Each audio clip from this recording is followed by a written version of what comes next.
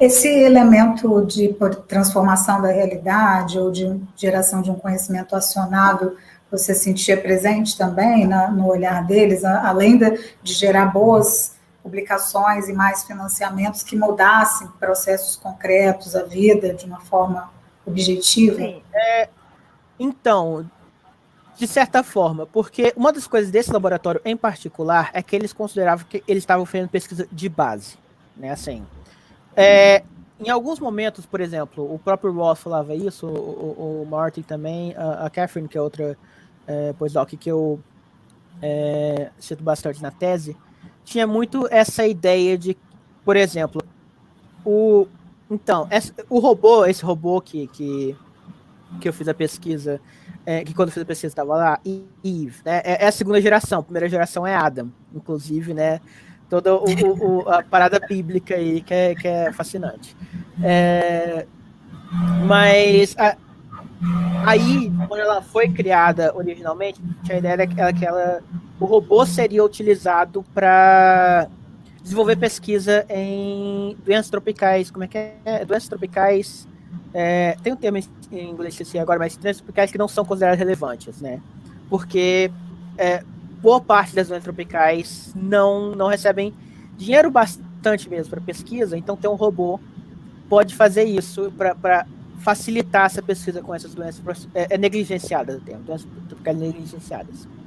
Então, existia essa ideia de que, sim, essa pesquisa, desenvolver esse robô, eventualmente, em algum momento, possa gerar benesses sociais, possa gerar, por exemplo, a descoberta, inclusive como foi feita, né, pesquisa na Ivy, eles descobriram um medicamento promissor no combate à malária, mas que, assim, de medicamento promissor para ter um remédio, de fato, como hoje em dia a gente sabe muito bem por causa, né, da pandemia e do Covid, de tudo isso, são coisas muito, muito diferentes, né? Mas eles descobriram uma substância química que era promissora no combate da malária, por exemplo. Mas não é a intenção imediata deles. Se existe alguma visão de mudança significativa do mundo, é dentro da própria ciência desse robô, né? A ideia de que num futuro, por exemplo, todos os laboratórios ou vários laboratórios poderiam ter um robô desse tipo que estaria ali fazendo esse papel né, aí eu discuto isso na tese, né, se é o papel de um cientista, se é o papel de um assistente técnico, mas está fazendo esse papel de fato de um ajudante na pesquisa dos próprios seres humanos, né. Essa era a visão que eles tinham maior, mas também era uma visão, justamente por ser uma pesquisa de base, e por eles estarem o tempo todo discutindo o que eles estavam desenvolvendo era um protótipo, né? Era algo que era ainda muito, muito, muito inicial. Então, podia ser isso, podia ser que, né, entre o agora e existirem robôs em vários laboratórios, podia tomar 10, 20, 50, 100 anos, né? Não tem como saber.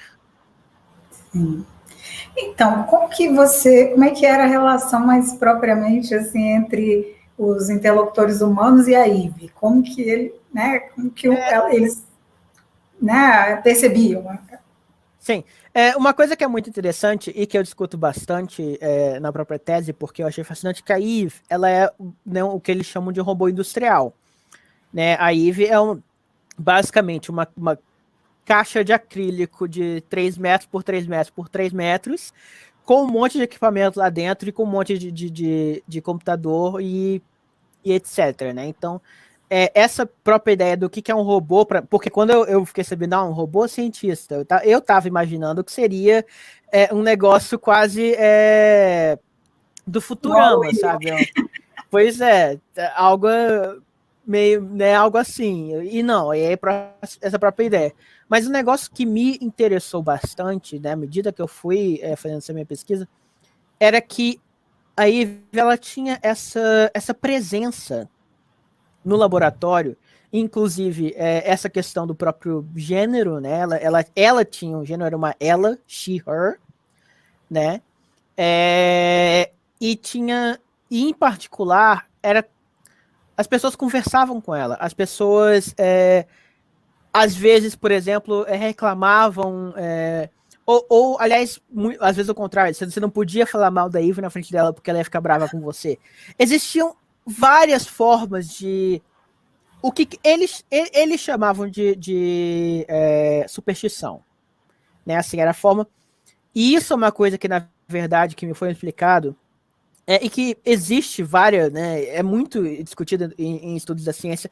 Existem várias superstições dentro de laboratórios, né? Cada laboratório vai ter a sua própria tradição, seus próprios costumes. De laboratório.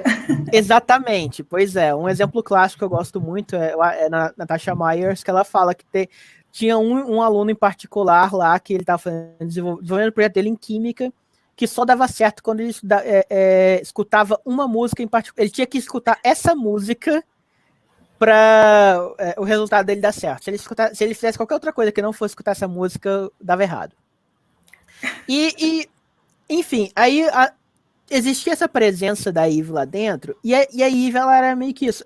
Uma coisa que para mim foi muito interessante, que ela era meio que uma colega de trabalho, quase, tinha essa presença de que você vai botar um monte de experimento para ir fazer, e vai ficar o final de semana inteiro fazendo experimento, etc. Quer dizer, né, você não faria isso com um colega de trabalho, mas tinha essa visão, mas também uma coisa que me interessou muito, que aí foi, inclusive, né, que me levou a uma discussão teórica forte, é que a Eve também, ela era comparada muito com animais, né, e aí, né, tanto nessa questão de digamos assim, dessa personalidade que ela tinha, que ela era, digamos, ela era considerada um pouco birrenta, ela era considerada, né, que ela tinha várias dessas idiosincrasias, e uma coisa, obviamente, né, você não podia conversar com ela,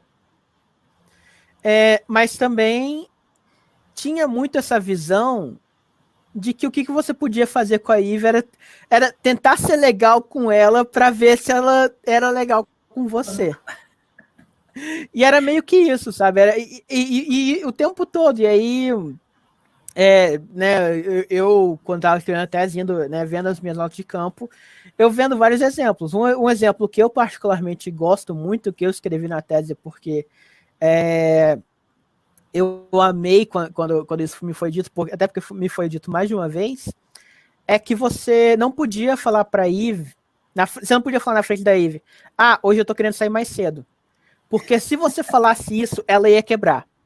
Ela ia ficar enciumada, ela ia falar, como assim o senhorito quer sair mais cedo hoje para ir para Gandai? É coisa nenhuma.